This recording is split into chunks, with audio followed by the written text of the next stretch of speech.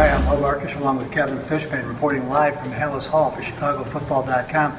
The Monday after the devastating 31-24 loss of the Bears to the Carolina Panthers. And Kevin, Mark Trestman stepped forward, was honest, took responsibility, but said he still thinks they're just mistakes that can be fixed internally.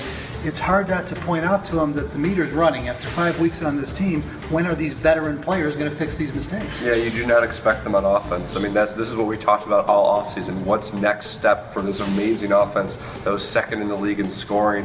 And Michael Ola said they keep shooting themselves in the foot. That was something we heard from Matt Forte on Sunday in Charlotte too, and a lot of the offensive players keep echoing it, but you don't expect that from them. And you don't expect it from the defense either with all the veterans that they've added.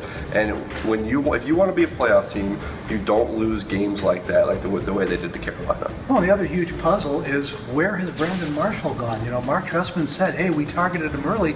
Well, no, you didn't. He only got targeted 5 times in the whole game. Now, I think what Trestman meant was we called his number and Jay went away from it.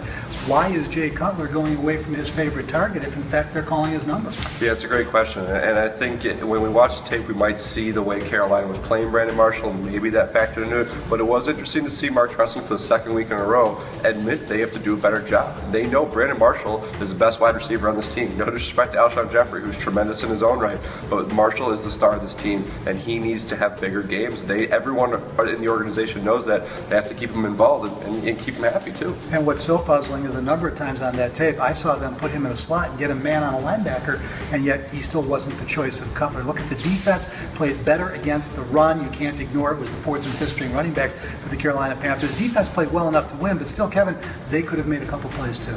Yeah, they could have. You know, late when you look at the pass rush, I think the drive that really sticks out is that drive at the end of the first half. I mean, they really Cam Newton had done nothing up until that point, and the coverage were too many open areas in the zone for Cam Newton to attack them, and they had trouble covering Greg Olsen in the red zone, as we saw. It'll be a big week at Halas Hall as the Bears prepare for Atlanta. I expect the theme is going to be no more excuses.